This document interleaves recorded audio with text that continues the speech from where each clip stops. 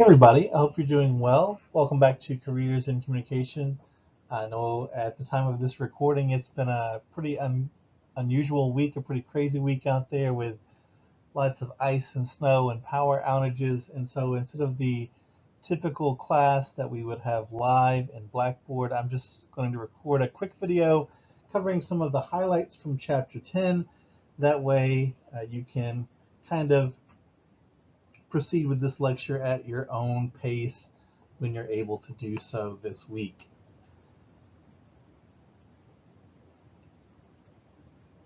This chapter is mostly focused on leadership and conflict management, and obviously how that might affect you in the workplace, both now and certainly in the future as you go forward. And as we talk about leadership, I think leadership is one of the biggest challenges that you will face in your career. And leadership is kind of unique because, in my humble opinion, I think a lot of people, I think the average person considers themselves to be a pretty good leader. But at the same time, I can't think of any leader that wasn't pretty open about how they've grown over the years and how their leadership has improved. So I think, regardless of how capable you might feel as a leader, as a boss, as someone in charge, there's always room to grow. And as we talk at least briefly about conflict management today, it's also worth mentioning that, well, conflict is going to be inevitable both in life and when you're at work. So we're going to talk about that a little bit. And I just want to begin by asking you to think about, what do you consider to be a great leader? What makes up a great leader? Is leadership a talent, a trait, a skill that you are born with? Something like charisma? Is leadership something that is kind of a birthright? That if you are born into a family that's wealthy enough or powerful enough or educated enough, does that kind of usher you into being a good leader? Obviously, there are plenty of historical examples that we could cite of someone being born into the right family at the right time, and then they get to become king or queen and that sort of thing. Is someone who has been given a title automatically a leader? And I think that's a good question too, because a lot of times, if someone is in charge, they are tasked with plenty of leadership skills, but certainly that does not make them a great leader. If I make you regional manager, or if I make you assistant editor, or if I make you production manager, those are great titles, and those titles come with leadership, but it doesn't automatically make you into a leader. It just places that expectation on you. And this last question: can a person learn and develop into being a great leader? I think sometimes we think that you're either born with leadership skills or you're not. But let me answer this last question very clearly with a nice solid yes. Much like any other skill that you wanted to learn, whether that would be graphic design or typing or public speaking or whatever it might be, we all start somewhere and we can all improve, like I mentioned earlier. And so a person can learn and develop into a great leader. Yes, we tend to like leaders that are charismatic. Yes, people that have titles should become leaders. Yes, some people are handed leadership because of where they were born or the family that they were born into. But anybody can develop into a great leader. And as we go, and as we talk about some of these chapters from the Business and Professional Communication textbook, I just want to think about leaders and leaders that you might be familiar with. So, is former President Barack Obama a great leader? Is Jeff Bezos, the CEO of Amazon, is he a great leader? Is Oprah Winfrey a great leader? Was Adolf Hitler a great leader? What about Jesus? Was Jesus, as we know him in the New Testament, a great leader? And think about where you work, or maybe where you've worked in the past. Is your boss a great leader? And chances are, even though I mentioned some very different people on this list, I think we can all say that they are indeed leaders, but there are certainly traits that we like in leaders, traits that Jesus had, traits that Obama has, and so on and so on. And certainly traits of leaders like Adolf Hitler that, yes, had power, had influence, but used his power for evil. And so leadership is complicated, but hopefully we can see some things that are kind of worth thinking about, maybe not historically, maybe not thinking about history or scripture or celebrities, as much as your own life and your own leadership moving forward in your career. Now, your textbook takes great lengths to define leadership, and they have this very lengthy definition that I do want to at least read to you now. They define leadership in your textbook as a dynamic relationship based on mutual influence and common purpose between leaders and collaborators, in which both are moved to higher levels of motivation and moral development as they affect real intended change. Now, that's a lot. That's a whole lot. But I do want to highlight a few of these things that I've placed in bold. First of all, that leadership is a dynamic relationship. In other words, it is moving, it is changing, it is growing. It is not static. It requires work, requires effort, and requires change. And not only is that a dynamic relationship, but it's based on mutual influence and common purpose between leaders and collaborators. I think a lot of times we tend to think of leadership as being kind of a top-down kind of scenario. This person has status, their employees do not. But really, leadership is about mutual influence, where you are not just directing people, but you're listening to them, collaborating with them, and hopefully working toward a common goal and a common purpose along the way. Collaborating, as good leaders hopefully do. And this definition of leadership in your book also talks about both the leaders and the collaborators. In our case, we're talking about the workplace employees are moved to higher levels of motivation and moral development as they affect real intended change. In other words, leaders should be motivational, should encourage you to do great things, should lead, let's say, a company or a nonprofit into making a very big difference in the world and finding success personally, financially, and so forth. But I like that the book also includes things like moral development as a part of leadership. I think there's something to the old saying that you become like the people that you spend the most time with. And so leaders have a great ability to influence how you see the world and the values that you find important. This is why we can say, well, Hitler was certainly a leader, but in terms of moral development, he was a horrible, evil person. And so, in that sense, he was in no way a good leader. So, we need more than results. We're hoping for moral development along with that motivation. And the last part of this definition talks about real intended change. The idea being, if nothing's getting better, if nothing's improving, if nobody is achieving the results that you're hoping for, then leadership probably isn't happening along the way. That good leaders are going to be very intentional in what they do and create change.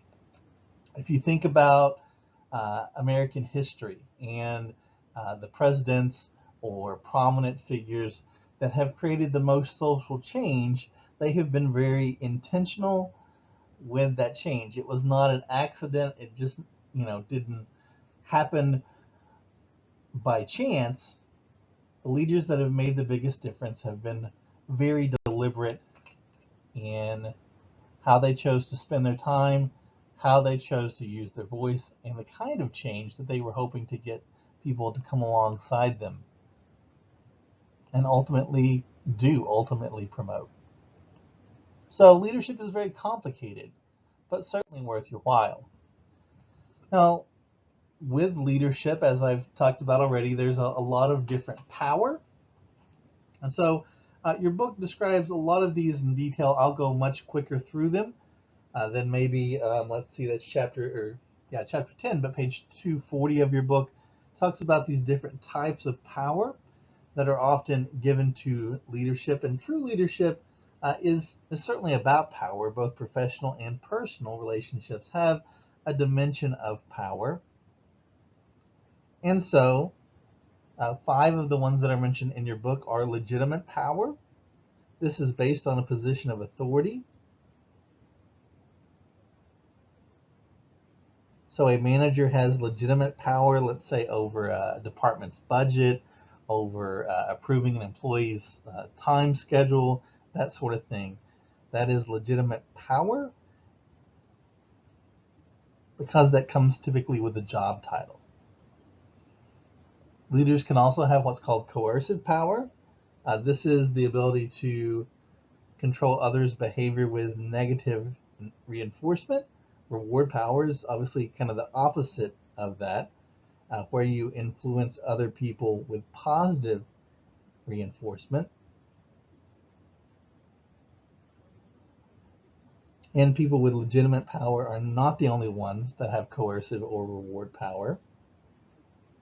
A staff member or a coworker can process your paperwork quickly. They can refuse to answer your emails. They can be just otherwise difficult to work with. They can make you late, make you wait for something, and that's certainly a negative reinforcement.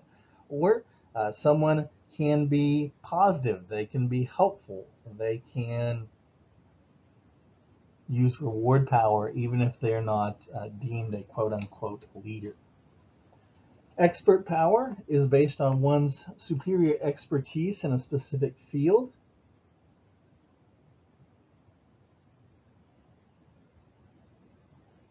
Your textbook talks about this old Saturday Night Live skit about a company computer guy named Nick Burns. Now, you probably haven't seen that SNL sketch, but I think it does a pretty good job of talking about expert power in a really silly way. If someone is thought of as an expert in their field, that gives them a certain amount of credibility and therefore a certain amount of power. So, for example, even at the university, the IT department, information technology, has a certain amount of expert power over us because they're controlling the computer purchases that are approved or not approved. They're controlling the quality of the Wi-Fi and internet speed, and are kind of those tech expertise wizards that we need from time to time. A lot of times in a bigger organization, someone might have more expert power than someone else. You know, even in ministry, you might be, let's say, in a worship band scenario where you're playing music on Sunday morning or something like that, and someone in your group might have a music degree, or they might have been leading worship for 25 years. And so even on that volunteer basis, even though someone in that scenario might not have a title that places them above someone else, someone who has a lot of expertise will a lot of times have a lot of power. A lot of times in a job scenario, people will sometimes bring in guest speakers. Guest speakers often are there because of their expert power. And so as faculty members of the university, sometimes we will have guest speakers that talk to us, for example, about recruiting freshmen and admissions and that sort of thing, which is not my expertise, nor is it the expertise of the average faculty member. As much as we spend time with freshmen, they'll bring someone in to ask us to consider things that they've spent a lot of time doing because they are experts in the admissions and recruiting field, and so on and so on. This is why the university invests so much in the Excellence in Leadership series so that we can bring in famous, successful people, whether that's Layla Ali or Shaquille O'Neal or Ben Stein or whoever that has had a great deal of success in the world, and they can then use their credibility as expert power and have hopefully a captive audience in those scenarios. You get the idea. And then finally, we have referent power. And this is maybe the easiest one to understand out of all of these, though you don't think about referent power very often. Referent power is, excuse me, the power that exists because you want someone to like you. You may want to be liked by someone, and that can give her or him a certain amount of power over you. And I'm not just talking about high school peer pressure, but this happens both to your coworkers and certainly your supervisors in the workplace. I don't think anyone wants to be disliked by the people you spend 40 hours a week with. I don't think anyone wants to be disliked by their boss. And so there's a certain amount of power that comes with just wanting to belong and be liked and fit in. And so leaders can use all of these different powers that they have to influence the people that they're collaborating with on a regular basis.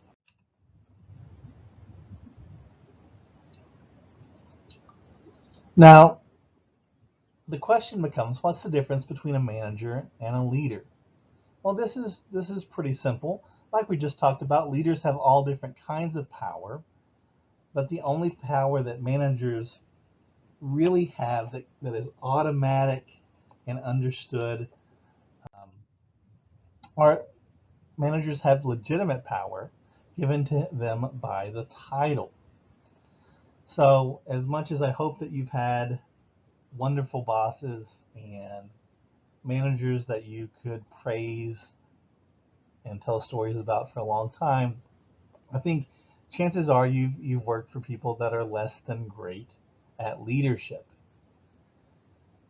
And it's important to remember that managers have that legitimate power because they are a person of authority that can approve your days off, that can approve your clock in and clock out time, and those sort of things. But those are limited powers simply given to them by that title. True leaders are going to make a bigger difference than that. Now, there are a few different leadership theories to consider. We'll talk about each one of these briefly. Know that chapter 10 talks about a whole lot of leadership theories, but we're really focusing on these three different categories of leadership style. And then ultimately, I want to talk very briefly about the managerial grid. And so if you're thinking about the different bosses or leaders or managers that you've had, some of those leaders are literally people that just boss you around. They have very little desire for feedback. They give you very little creative freedom. And some jobs that may be more understood or expected than others. But there's certainly the autocratic style of leadership where the boss says, hey, do this, and it's their way or the highway, to use that cliche. And they're not really interested in your ideas, your opinions, or anything remotely resembling that. Then we have what is called laissez-faire leadership style, which is, as you can see from the chart here, do this or that as you see fit. And so a much more hands-off kind of approach, and while they're not maybe asking for a lot of different feedback along the way, certainly have a more kind of relaxed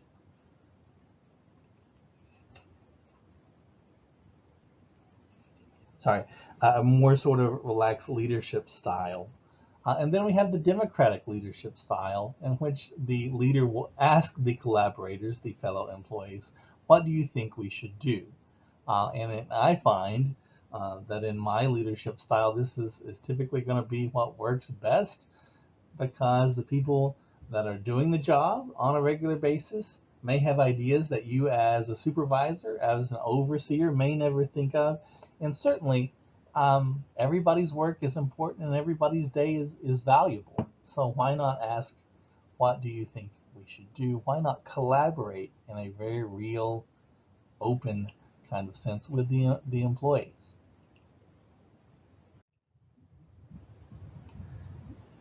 Your book also talks a lot about what is called the managerial grid, which talks about four kind of styles of leadership, really five styles of leadership. And these two researchers, Robert Blake and Jane Moten, in the 60s and 70s, studied the impact of situational leadership, uh, realizing that things can change from time to time, and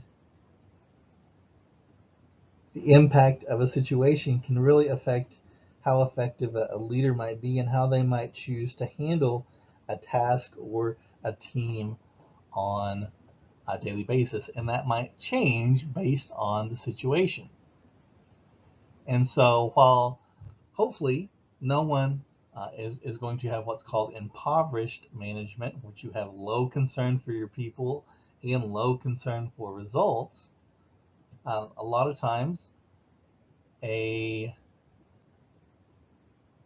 leader will have a very high concern for results, for productivity, for getting stuff done, for maximizing what gets accomplished in the average workday, as this calls the produce or parish management, where you just want the people to produce as quickly and as efficiently and successfully as possible, and you're not really so much concerned for them as people. Then we have what I do. I think a lot of times as a leader, if I'm being 100% honest and transparent, at the top left, what's called the country club management style. And the country club management style is where you have a greater concern for people than you maybe do for the task. Part of that is because I am managing work study and not full-time employees. And I understand that work study, while it might be a stair step into a career for a lot of my employees, that they have a lot of things going on and that work study is not their number one priority. And in my opinion, that shouldn't be. So I typically am going to have the country club management style as a work study supervisor. This came into great conflict a few years ago at the university, without naming any names. There was, from some other departments, people that had what we would call that produce or parish management style, that they insisted that an hour's work, an hour's clock in, time had to be an hour's um,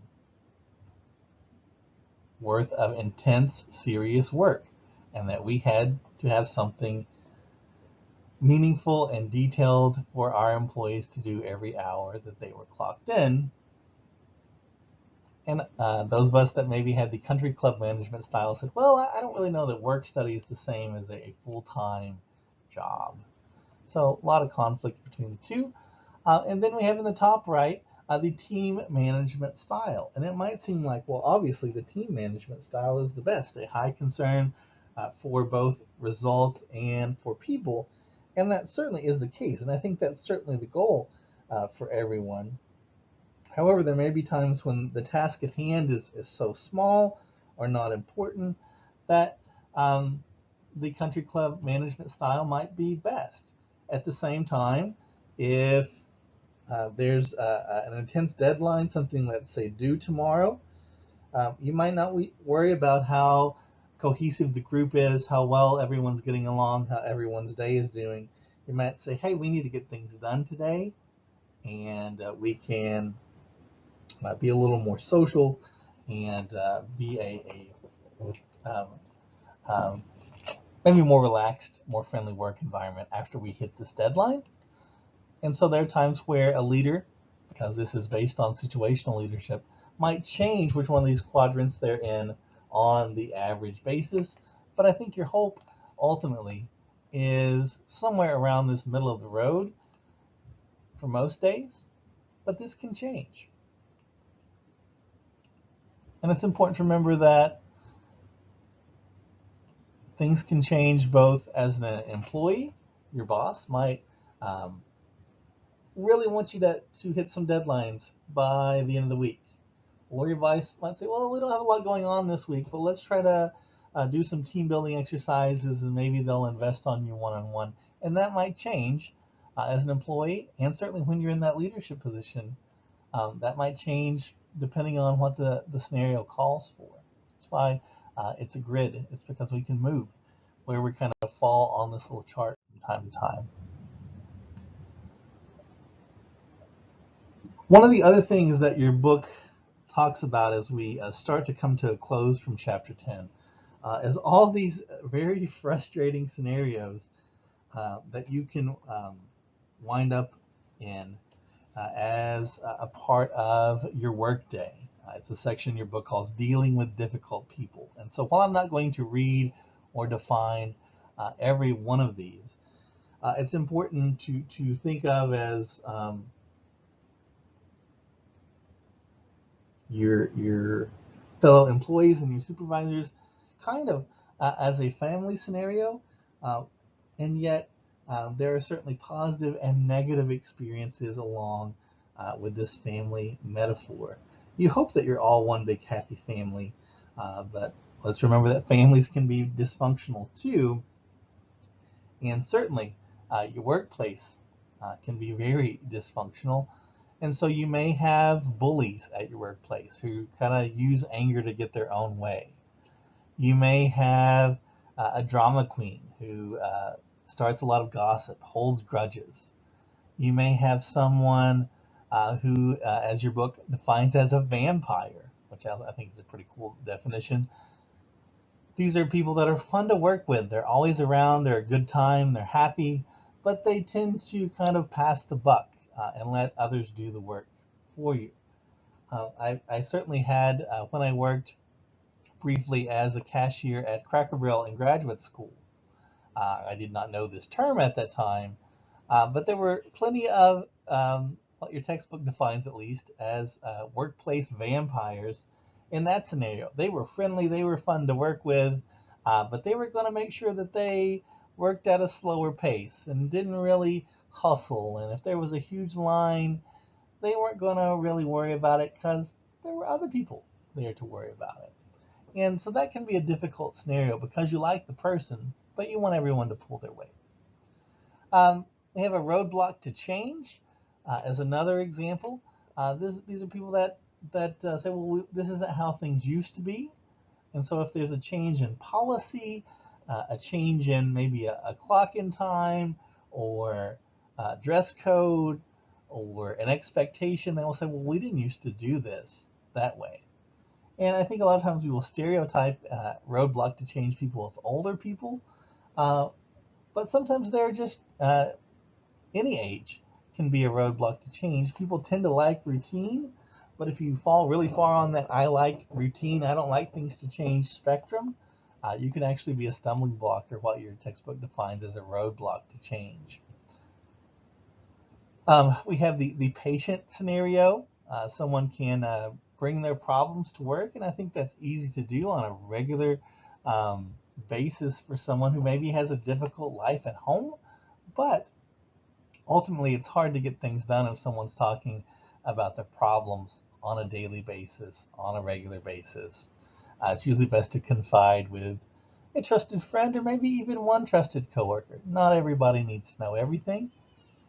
And I want to conclude. I know I skipped some of those for the sake of time, but you can certainly read about them by reading the slide or certainly read more in detail in your textbook about them. But my hope is that you are either a team player or a star in the workplace. So many of those definitions from your book are negative. And so a team player is obviously going to be somebody that works well with others, hence the team player, but they're also going to be dependable and complete their task. And the star is what your book defines as someone who is not just a team player, but likes to take on extra responsibilities, to learn more, to advance in their career. Um, and as your textbook and I will both tell you, sometimes in a lot of organizations, both the team player and the star are rewarded with extra work, extra responsibilities, but very little praise. Sometimes you'll get more work and you won't get more pay. You'll get a fancy title, but not a raise. And ultimately, though, it's about deciding what's important to you, and are you doing your best for a raise, for a title, for the praise of others? Are you doing the best because that's who you want to be? But just know that by being the team player or the star, it doesn't always, unfortunately, lead to the success that you would hope it would instantaneously. I believe eventually people will notice, and the right people will notice, but it can be a humbling thing, even to be the star among the workplace.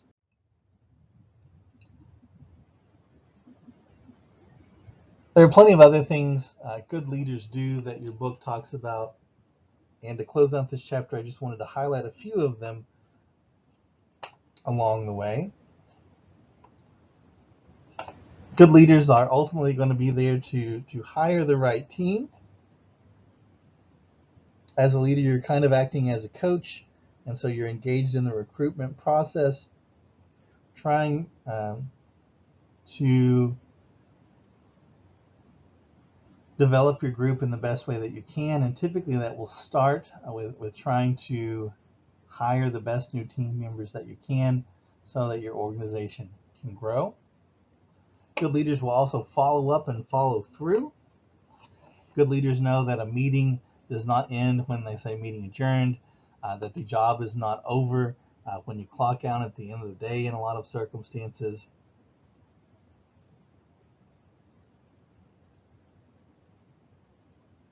Excellent leaders don't do all the work alone, and so you're going to involve your team members, share in the leadership.